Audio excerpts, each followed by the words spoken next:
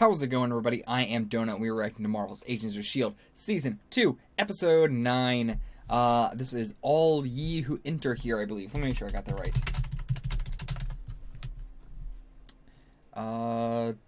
All Ye Who Enter Here. Not all ye, so just Ye Who Enter Here. Right, because it wouldn't be all ye, because it's not that many, actually. But yeah, so I talked about it in the discussion last episode, but I assume we're getting into the city this episode. Like, again, if someone on our team is going to open it up, who's it gonna be? Because obviously Sky's father is gonna be the one that opens the city for them, for Hydra.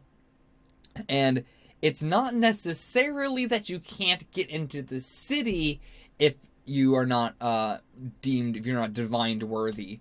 It is just that you can't get in the temple. So interesting. We'll see how this goes. If it's someone from our team, I guess it's got to be Sky, as I'm guessing. Let's get into it.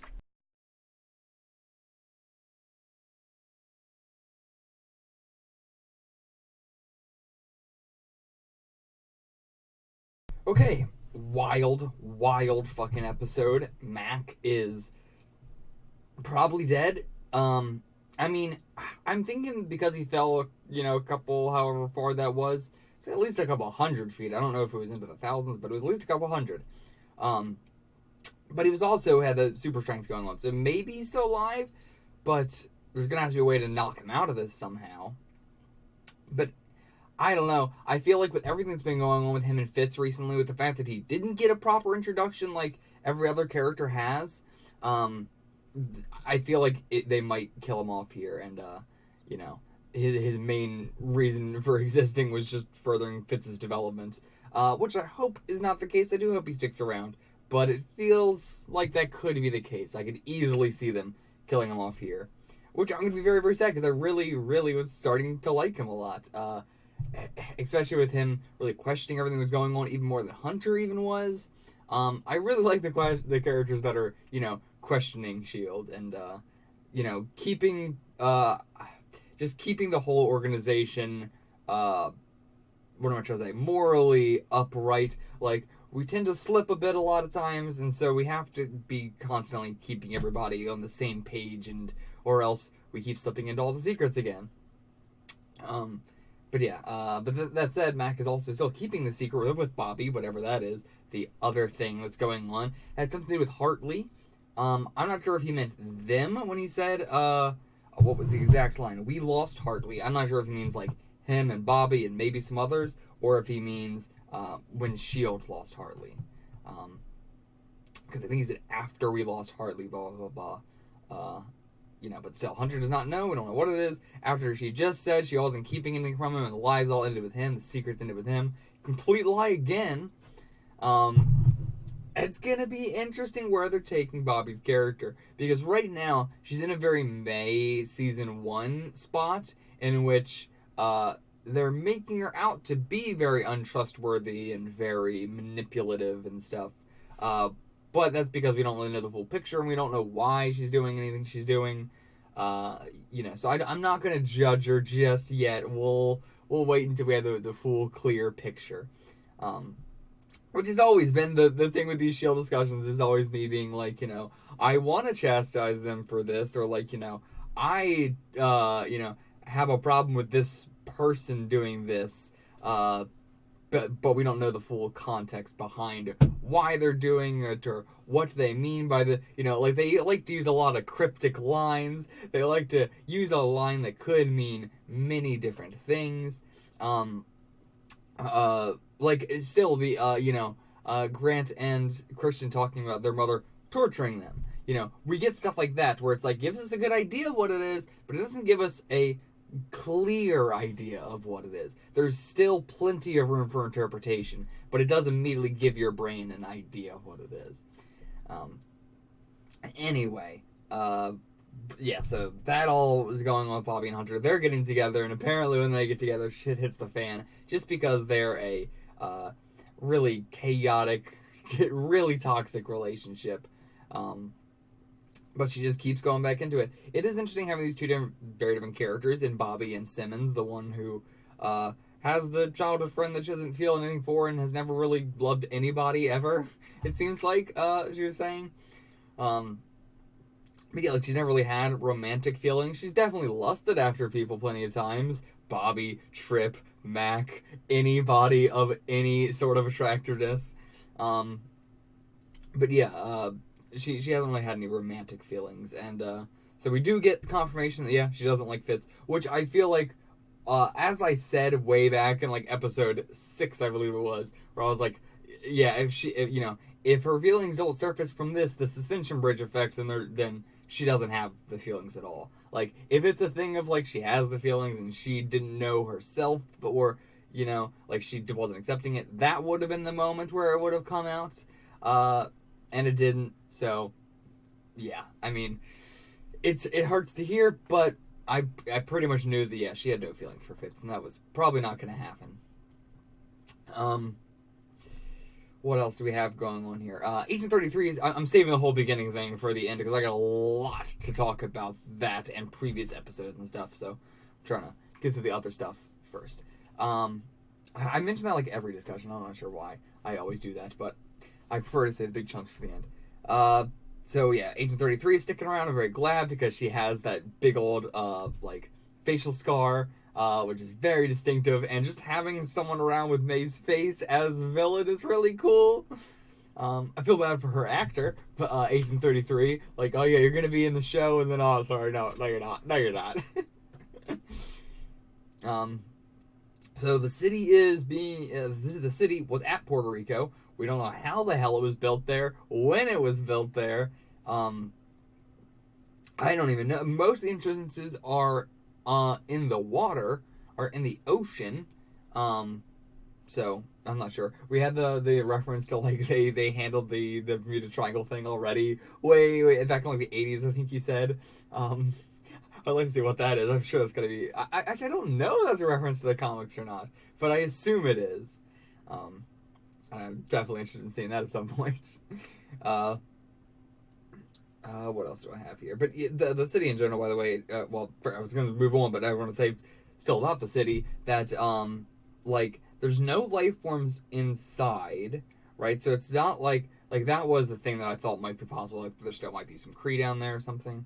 Well, now we know that they're Kree. Before I was just thinking there might be some aliens down there. But I was thinking there's got to be something living down there. But there's nothing living down there. It's just if the humans go in there, and they touch the map. I'm not sure why the map is on the ground, why the map is on his skin after he touches it. Why is the map on the obelisk? Why is the map on the box? I really don't know. it like, when I thought it was writing or something, or math, it made more sense. But now we know it's just a map? Why is it on the obelisk? Why is it on the ground? Why is it on his skin? So that's weird as fuck. So yeah, when you touch the map on the ground, I don't know why, but that makes you go mad. It doesn't make you go mad. It sort of brainwashes you to kill anyone who isn't worthy, I assume. Sky isn't here, so we don't know. He did try and kill Coulson, though, so I feel like that's confirmation that Coulson isn't worthy. Well, not really, because we don't know that he's going after worthy people. Yeah, terrifying scene, though. I really, I almost teared up during the whole thing that was going on. Really gonna miss Mac if he's gone. We gave Raina a lanyard. Why did we give Raina a lanyard? Why did we just hand these things out, willy-nilly? Come on, man. If it's a thing of, she's going on the bus and everything like that, but just have someone else walk her through it. I guess, they're not getting S.H.I.E.L.D. lanyards. They're just getting lanyards in general. I'm thinking about it in terms of they're getting, the S.H.I.E.L.D. badge that took Sky forever to get, and Raina, they're just like, here you go. That's in my mind what's happening, but realistically, I'm forgetting that, Hunter and Idaho both had badges, and they were not S.H.I.E.L.D. members. Or they both had lanyards, and they were not S.H.I.E.L.D. members. So, it's not like a badge. It's just a identifier for who you are, I guess. And the way that we saw the effect on it, the way that it looks visually, really cool effect. I have to say it probably is a visual effect, because I'm not sure how they would get that even to work in real life. It might be possible, but yeah, the cone eggs are hilarious. Glad they're back. I would like to know what they were doing exactly. But because it's not like they were here the whole time just doing this. Maybe they were here the whole time just trailing Reina. I'm not sure. But yeah, so I hope we get an explanation on that. And just seeing Trip so terrified of them, like beyond terrified of them. He is like, it's like he is actually seeing a real ghost. I don't think they're that creepy. You know, it's only like like two twins that we're seeing, or the triplets that he's seen. It's gonna get weirder when it's a lot more of them. The hug between Sky and Coulson came out of nowhere, but I'm so glad we got that. It was probably being spurred on by that flashback. I don't know what that was, whatever you want to call that flash metaphor that she had. Mac has a younger brother, apparently. That's probably going to come back up. Sky, the fight with Wannabe May with Agent 33, hot damn. She was like, she's not on May's level or anything, but she is relatively close when it's 1v1 fisticuffs only, maybe. Like, you know, as soon as weapons are involved, I assume it's going to be much more difficult for her. Again, with pistols and rifles, she seems to be really good. We've never seen her try and do anything with, like, actual assault rifle or anything else. But, like, yeah, Sky is a fucking stone cold badass, especially with, like, just fistic. Like, I expect her to be good with mainly pistols. We saw her, snipe the one time, but, I'm not gonna say she's great at sniping. We saw her snipe one time, and it was a very, non-moving person, so. She's at the very least, trained incredibly well in pistols and fisticuffs, which I do hope that we keep it more, specific like that. I hope that she's not just, like, good in everything, and she did, like, I'm forgetting, we did, like, figure out that, she is training with the assault rifles now and the bigger guns, with May. I forgot we had that scene and everything. So, yeah, that is confirmation. She is specializing with the stuff. Yeah. And, fisticuffs. The scene in Puerto Rico with Coulson and Bobby, we finally got Coulson's, like, views on all this alien shit. It's a very Carter-esque view. He wants it destroyed. He wants it not to be researched and toyed with and played with, because we can see what has happened when we keep doing that. So, glad we finally got that. That was one thing I was very worried about. How much was he like Fury? How much was he like, just said her name, Carter, again, even though she's not the director, still, though. And yeah, no casualties, no, acceptable losses, or something like that.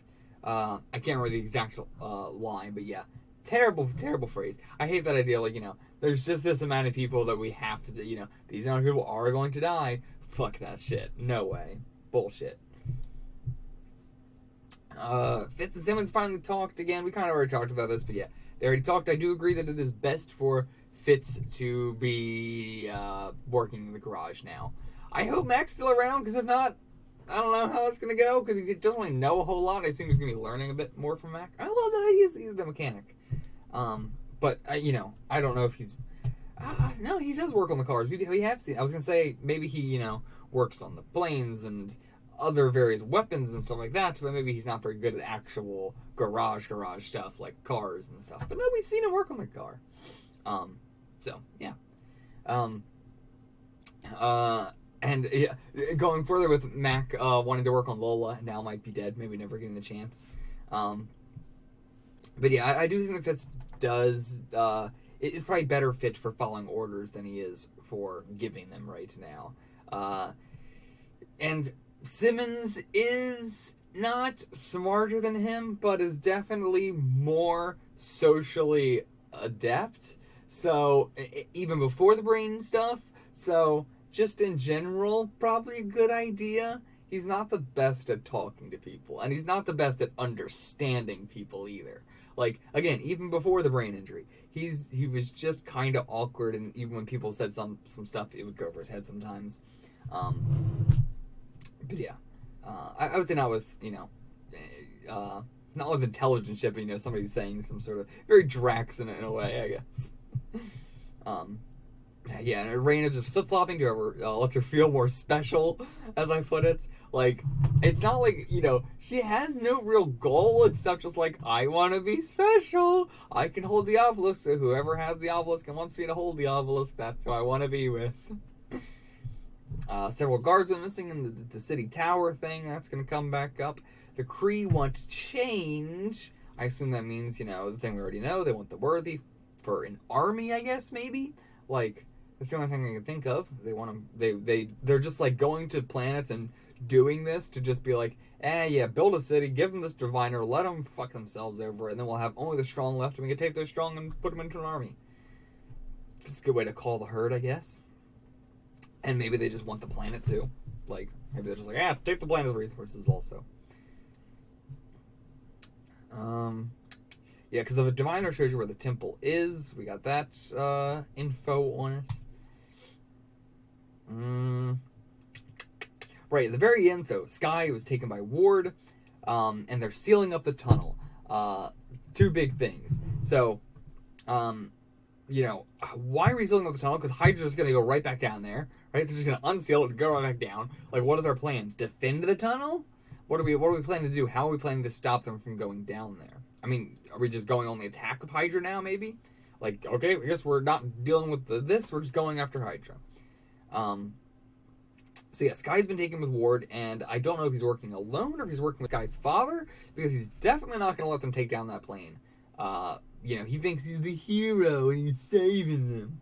So, he's going to make sure that they don't shoot down the plane, and in turn double-cross Hydra, and we're going to get the S.H.I.E.L.D. and Ward and Hydra and Skye's father all, working against each other, and it's like a free-for-all of everybody just trying to grab Skye and trying to grab the Diviner mainly, but also Skye. I mean, Hydra doesn't want Skye. Okay, yeah, so let's talk about the thing in the beginning. We have Skye in a dress at the very beginning. Why is she in a dress? Who knows? I don't recognize that dress as any other dress that she's worn. If I am incorrect on that, please let me know. Then there's the baby that May and Coulson have, and leave on the table and everything like that. So, basically, the baby's her, May and Coulson giving her up, right? Poison tree, poison fruit. I don't know what exactly that means, but it is referring to her mother being the poison tree and her being the poison fruit. Sacrifices have to be made. I'm not sure what that is all about. I don't think that anything that's going on here, like, well, I don't, okay, hold on. What else do I have just written down of, like, the things that happened? They weren't dressed like agents. They did actually look and feel and seem like they were married, which is what I kind of insinuated based off of May, saying, oh yeah, I was married, and do you still talk to him? And she didn't give an answer. I was like, might be just somebody else, probably just somebody else, but I was like, yeah, maybe they're married, and it seems like maybe. And that would explain the nostalgia from the past and everything like that. They always talk about, not just as teammates, and not just as, like, they always kind of liked each other, never went anywhere with it, but maybe they actually were married in the past. The sound, like a music box was playing. There was a music box like thing that had like the obelisk writing on it. There was something else in it. I couldn't see what the hell that was. It was like some gold thing in another pouch on. I don't know. Shouldn't open it for some reason. Skye was really freaking out about opening it, but that could also just be the tunnel she meant, and it was a metaphor for that. He was holding a Chinese newspaper because the Hunan province and everything, I believe. Again, metaphor. I don't think any of this is actually happening, though it happened in this flash. But, yeah. And then we also have the confirmation from Reina, by the way, not had through the scene at all, but I forgot to mention it, that Skye and Reina are human, and that Reina's grandmother is like Skye and her mother. So Reina is from the same group of people and everything. These, whatever they are, they're human, but they got special powers. It's, again, our first magic boys, I'm guessing. It's a big thing. Our first magic people. I don't know what else to call it, powers from birth, essentially. But yeah, so this whole Flash stuff, I don't see how it lines up with the timeline at all. And I also just want to go over the timeline of Sky in general, and also something specific. So, first off, before we go into Sky's timeline, let's talk about the whole Bahrain thing. I don't know how to pronounce that. I always thought it was Bahrain, but it is just Bahrain, right? Bahrain? But anyway, so here's what we know. They were welcome wagoning somebody. Whatever happened there is what May caused herself to think that, she can't be that person she used to be anymore. It's the thing we keep bringing up with the whole nostalgia, that she can't be back there. Thinking back and trying to be that person is hell for her. So, something huge fucking went down there. We still don't know. Episode 9, I feel like I've rewatched that scene so many times. So I keep going back to be like, did I miss anything? Like, no, I did write down everything, and I want to just, I'm just still waiting for when we're going to get any more information towards this. But we've actually gotten none, because I don't see how it can tie into the timeline, so I'm guessing that we've gotten none. Guessing they haven't even implied none. Anyway, because the civilian girl that was there, I thought maybe they could have been Sky or something, but now with the timeline they have for Sky, it doesn't seem like this could be even possible at all. Were they followers or worshippers? Coulson told May to let the girl go. What did Coulson mean by sifting through the ashes? So the timeline of Sky's actual events are Dr. Whitehall. I'm just going to be calling it Whitehall the entire time instead of using his two different names. I'm just going to blanket say Whitehall for this.